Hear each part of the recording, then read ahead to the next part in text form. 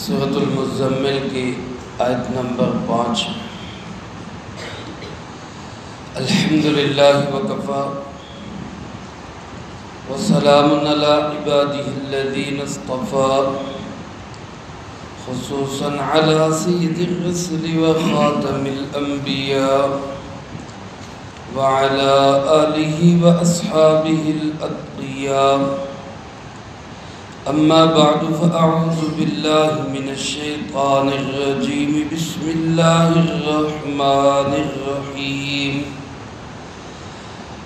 انا سنلقی علیک قولا ثقیلا ان ناشئۃ اللیل ہی اشد وطئا واقوم قیلا ان لک فی النہار سبحا طویلا واذکر اسم ربک وتبتل الیہ تبتیلا۔ انا سنلقی علیک قولا ثقیلا، یقیناً ہم ڈالنے والے ہیں آپ پر ایک بوجھل بات کو۔ ان ناشئۃ اللیل، یقیناً رات کا اٹھنا، یا اشد وطئا، یہ زیادہ سخت ہے نفس کو روندنے کے لیے، وَأَقْوَمُ قِيلًا، اور بات کو درست بنانے والا ہے۔ إِنَّ لَكَ فِي النَّهَارِ سَبْحًا طَوِيلًا، بے شک آپ کے لیے دن میں طویل محنت ہے۔ وَاذْكُرِ اسْمَ رَبِّكَ، اور یاد کیجئے اپنے رب کے نام کو۔ وَتَبَتَّلْ إِلَيْهِ تَبْتِيلًا، اور سب سے کٹ کے اسی کے ہو رہیے۔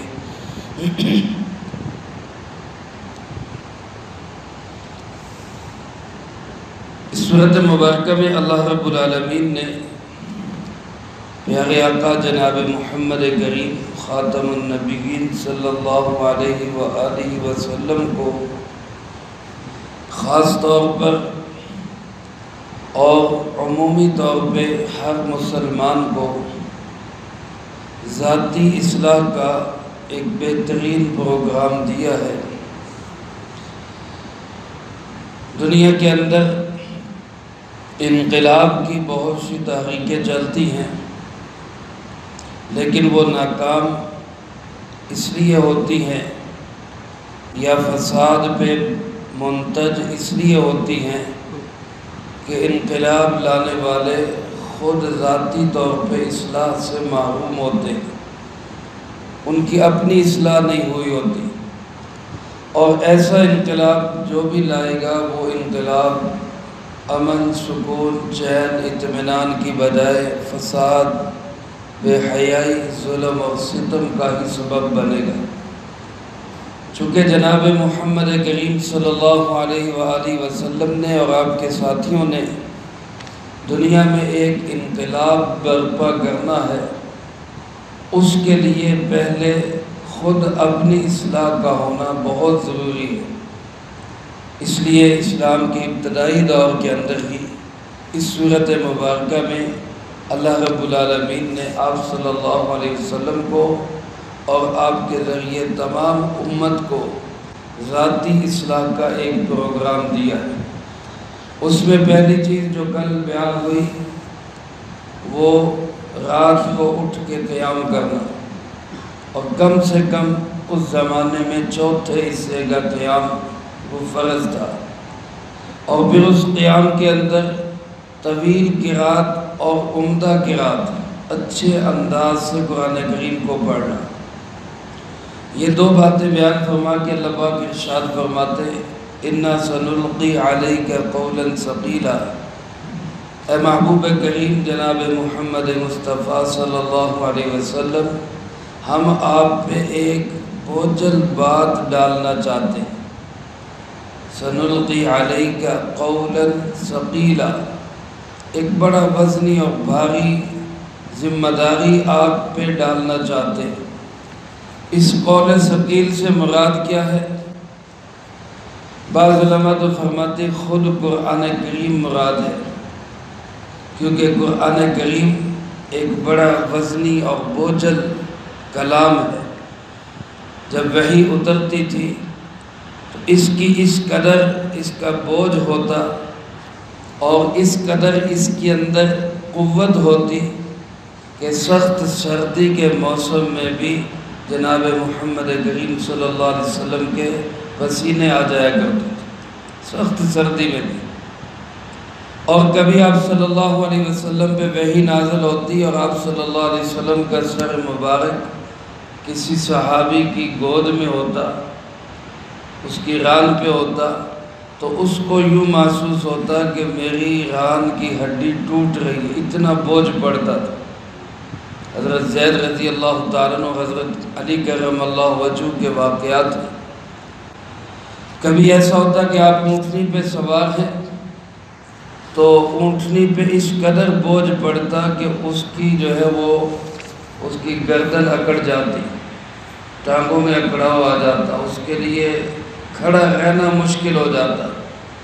وہ خود کو ایسے سنبھالتی کہ جیسے اوپر بہت بڑا کوئی وزنی بوجھ ڈال دیا گیا، یہ وحی الہی کا بوجھ تھا۔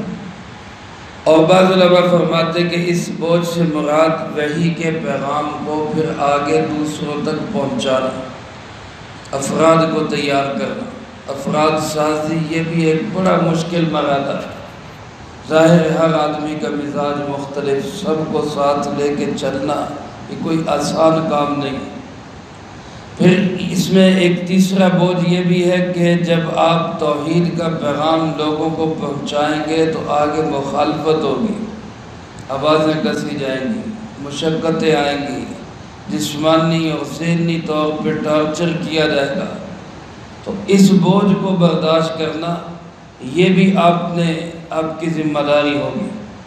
تو یہ سارے بوجھ جو آپ کی طرف متوجہ ہے، ان بوجھوں کو اٹھانے کے لیے، اس کے لیے تیاری کے لیے بہترین چیز کیا ہے؟ رات کو اٹھ کے رب کے سامنے کھڑے ہونا۔ یہ بوجھ ذمہ داری اٹھانے کے لیے یہ بہترین ایک اکثیر نسخہ ہے۔ چنانچہ فرمایا ان ناشئۃ اللیل، بے شک رات کا اٹھنا، رات کو جاگنا، یہ اللہ کے نزدیک یہ بہت ہی قیمتی چیز ہے۔ اور کس اعتبار سے قیمتی ہے؟ دو اعتبار سے۔ یہ اشد وطئا، ایک تو فرمایا کہ نفس کو روندنے کے اعتبار سے، وَأَقْوَمُ قِيلًا، اور دوسرا فرمایا کہ دن کے اندر بات اور گفتگو کو بھی یہ درست کرنے والا ہے۔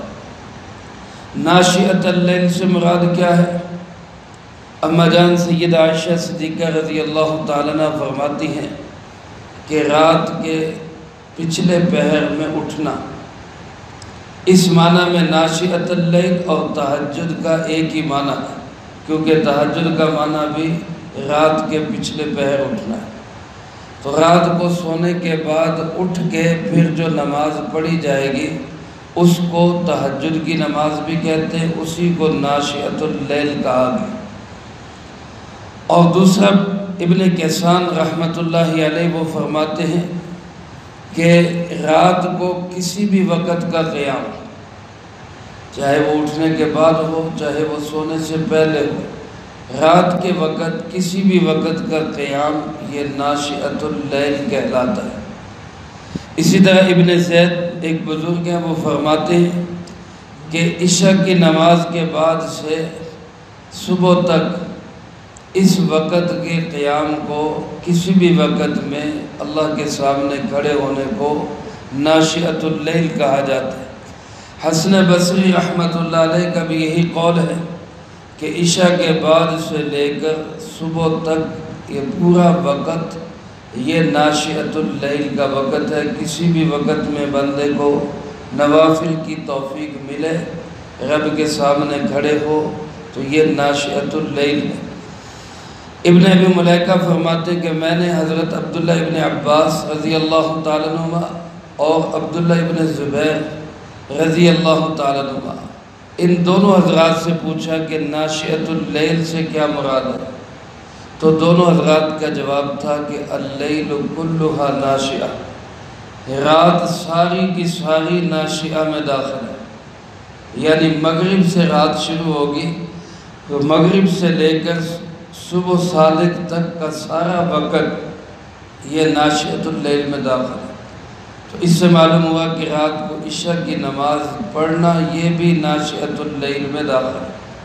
تو بہرحال جیسے پنجابی میں کہتے ہیں کہ جتنا گڑ پاؤں گے اتنا میٹھا ہوئے گا، جتنا گڑ ڈالا جائے گا اتنی مٹھاس بڑھے گی، تو جتنی مشقت ہوگی اتنا ہی زیادہ یہ دو فائدے حاصل ہوں گے۔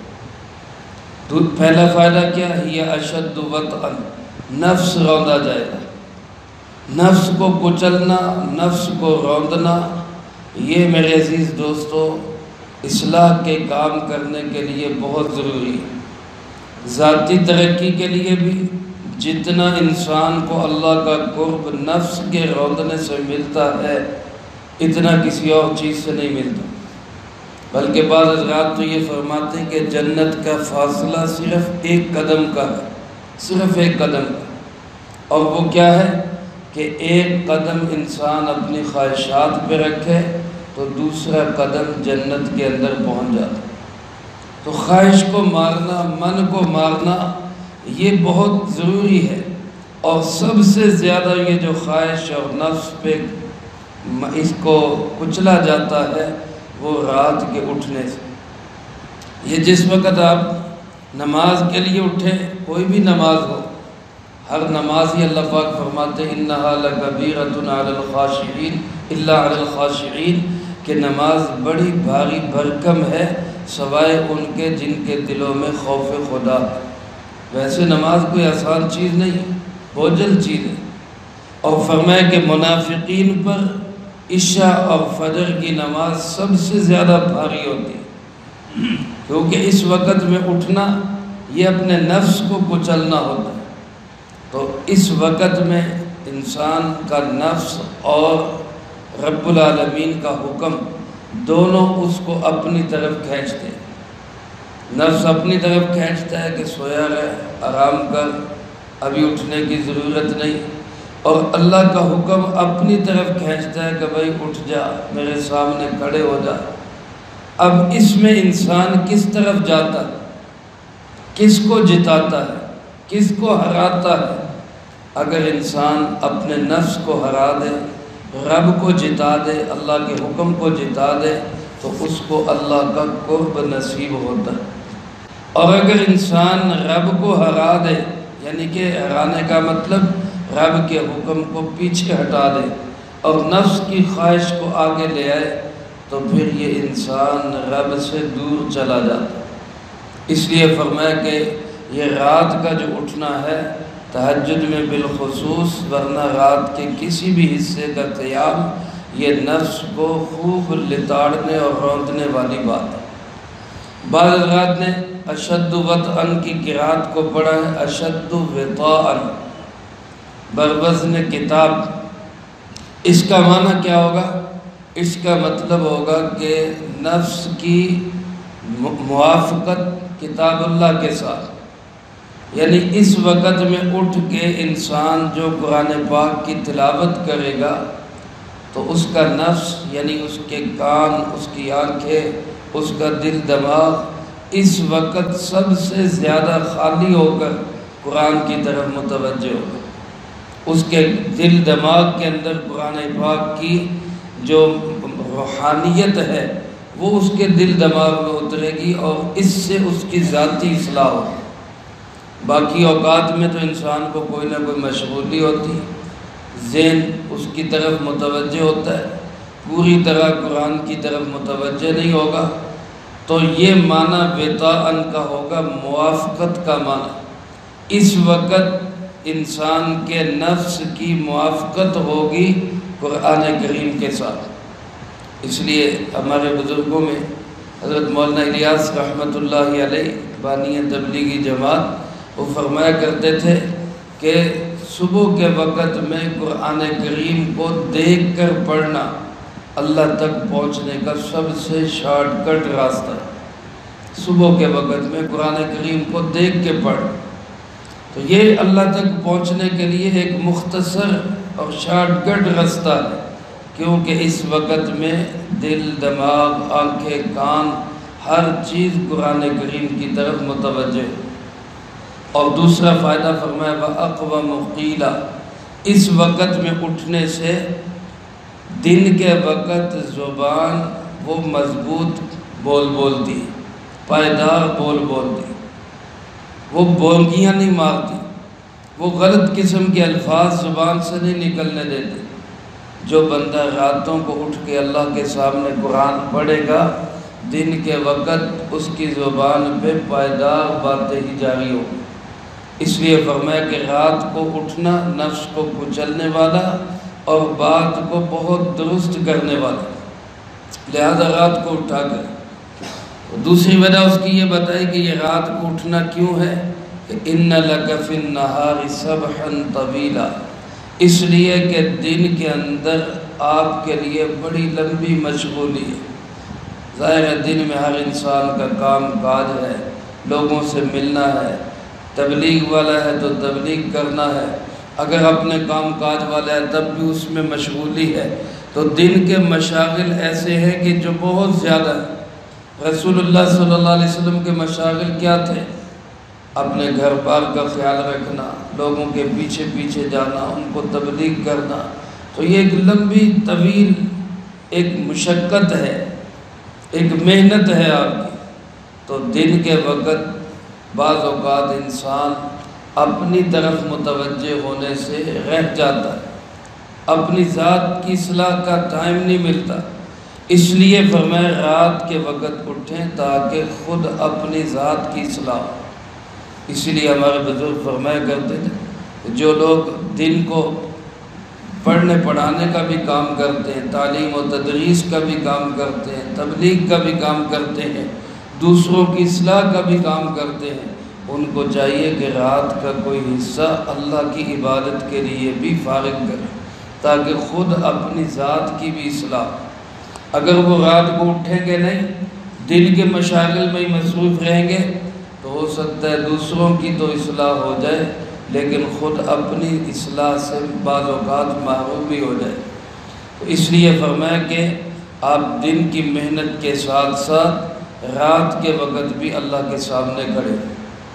اور دن کے اندر جو محنت ہے اس کو نبی کریم صلی اللہ علیہ وسلم کی محنت کو فرمایا سبحً. سبحہ کا لفظی معنی ہوتا ہے تیرنا، گھومنا پھرنا بھی اس کا معنی ہے، پانی میں تیرنا بھی اس کا معنی ہے. اور تیرنے کا خاص طور پہ ذکر اس لیے کیا کہ جو چلنے پھرنے والا ہے، زمین پہ چلتا ہے، وہ تو کہیں رک بھی سکتا ہے، آرام بھی کر سکتا ہے، کہیں ٹھہر کے پانی بھی پی سکتا ہے. لیکن جس نے دریا پار کرنا ہے وہ جب تک کنارے پہ نہیں پہنچے گا اس کے لیے آرام کوئی نہیں. وہ درمیان میں یہ نہیں کہہ سکتا چلو تھوڑی دیر رک کے سا لے لو پھر آگے چلا. جہاں رکے گا وہاں ڈوبے گا، جہاں رکے گا وہاں پیچھے جائے گا. اس لیے فرمایا دن بھر تو مسلسل محنت ہے، ایسی محنت جس میں آرام بھی کوئی نہیں. دین والوں کی محنت ایسی ہونی چاہیے. رسول اللہ صلی اللہ علیہ وسلم دوپہر کا قیلولہ کرتے، اس کے سوا دن بھر آپ محنت میں مشغول رہتے. فرمایا دن بھر تو آپ کے لیے کام ہی کام ہے اور رات کے وقت کچھ دیر اللہ کے لیے بھی نکالیں. اور اس میں کریں کیا؟ فرمایا وَاذْكُرِ اسْمَ رَبِّكَ، اپنے رب کے نام کو یاد کر، رب کے نام کا تذکرہ کر. رب کے نام کا تذکرہ رسول اللہ صلی اللہ علیہ وسلم بھلا نہیں کرتے ہوں گے، آپ سے بڑھ کر کون ذکر کرنے والا ہوگا. لیکن یہاں علماء فرماتے صرف نام لینا مراد نہیں بلکہ ہمیشہ نام لیں، پابندی کے ساتھ. چنانچہ حضرت اماں جان سیدہ عائشہ صدیقہ رضی اللہ تعالیٰ عنہ فرماتی ہیں کہ رسول اللہ صلی اللہ علیہ وآلہ وسلم ہر وقت اللہ کا ذکر کرتے، ہر وقت. ہر وقت کا ذکر کیسا؟ ظاہر ہے اس ہر وقت کے اندر بہت سارے امور ہیں. تو علماء فرماتے ہیں کہ ہر وقت کے ذکر سے مراد صرف ذکر لسانی نہیں، کہ زبان سے ذکر کرے، بلکہ ہر وقت کے ذکر سے مراد یہ ہے کہ دل، دماغ، ذہن، فکر اللہ کی طرف متوجہ، اور قلبی ذکر مراد ہے۔ بعض اوقات بندہ بیت الخلاء میں ہوگا تو اب ظاہر ہے وہاں پہ زبان سے ذکر تو نہیں ہو سکتا، لیکن وہاں غور و فکر ہو سکتا ہے، وہاں پہ قلبی ذکر ہو سکتا ہے تخیل کے ساتھ، وہاں بھی یعنی اس بات کی طرف متوجہ ہو رب العالمین کا حکم کیا ہے، اس کی قدرت کیا ہے، دل دماغ کو وہاں بھی غلط چیزوں کی طرف نہ جانے دے۔ اور بعض علماء نے لکھا ہے کہ ہر وقت ذکر سے مراد ہر وقت کی دعا ہے، ہر موقع کی مسنون دعا، گھر سے نکل رہے تب دعا، گھر میں داخل ہو رہا ہے تب دعا، راستے میں چل رہے تب دعا، مسجد میں پہنچ رہے پھر دعا، مسجد سے نکل رہے پھر دعا، یعنی کہ ہر کام کی جو مسنون دعا ہے اس کو پڑھنا یہ ہر وقت کا ذکر ہے۔ اور فرمایا کوئی وقت ایسا ہونا چاہیے کہ وَتَبَتَّلْ إِلَيْهِ تَبْتِيلًا، جس میں آپ سب سے کٹ کے ایک رب کے ہو جائیں، کسی کا اور کا فکر نہ ہو، صرف اللہ کے ساتھ راز و نیاز ہو۔ میرے عزیز دوستو، تبتل کا معنی کیا ہے؟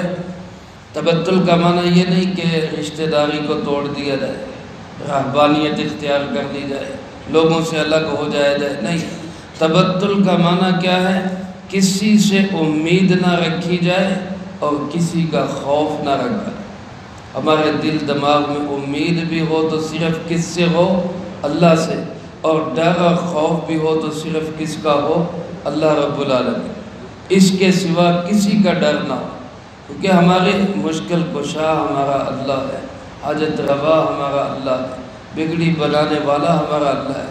کبھی دن میں ایسا وقت ہو کہ دن بھر کے دکھڑے، رات کا کوئی تنہائی کا وقت ایسا ہو کہ دن بھر کے اندر پیش آنے والی پریشانیاں انسان اپنے رب سے شیئر کرے، اللہ کے سامنے رکھے، اللہ میرے ساتھ یہ ہو رہا ہے، اللہ میری یہ مشکل ہے، اللہ میرا یہ مسئلہ ہے، یہ پریشانی۔ ہمارے مسئلوں کو حل کس نے کرنا ہے؟ اللہ رب العالمین۔ تو کوئی وقت ایسا کریں، بلکہ ہونا یہ چاہیے کہ ہر وقت انسان کے دل دماغ میں صرف اللہ ہی ہو، لیکن کوئی تنہائی کا وقت ایسا ہو جس میں صرف اللہ سے باتیں ہوں۔ یہ چیزیں ہیں جو ذاتی اصلاح کا سامان ہے، اس کے ذریعے انسان کی خود اپنی اصلاح ہوگی۔ تو جب اپنی اصلاح ہوگی تو پھر ایسا انسان دوسروں کے لیے بھی مصلح بنے گا۔ اللہ پاک مجھے آپ کو اس پروگرام کو، رات کی اس عبادت اور محنت کو بھی اپنی زندگیوں میں لانے کی توفیق نصیب فرمائے، اور اس کے ذریعے ذاتی اصلاح کے بعد عالم کی اصلاح کی محنت کی اللہ پاک ہمیں توفیق نصیب فرمائے۔ جو کہا سنا اس کو زندگی میں لا کے دوسروں تک پہنچانے کی توفیق عطا فرمائے۔ اللہم انت السلام و منک السلام، تبارکت ربنا و تعالیت یا ذا الجلال والاکرام۔ اللہم اعنا علی ذکرک و شکرک و حسن عبادتک۔ اللہم احسن عاقبتنا فی الامور کلها و اجرنا من خزی الدنیا و عذاب الآخرہ۔ اللہم باقیتا کباقیت الولید، اللہم استر عوراتنا و آمن روعاتنا۔ اللہم انا نجعلک فی نحورہم ونعوذ بک من شرورہم۔ اللہم اکفنا بحلالک عن حرامک واغننا بفضلک عمن سواک۔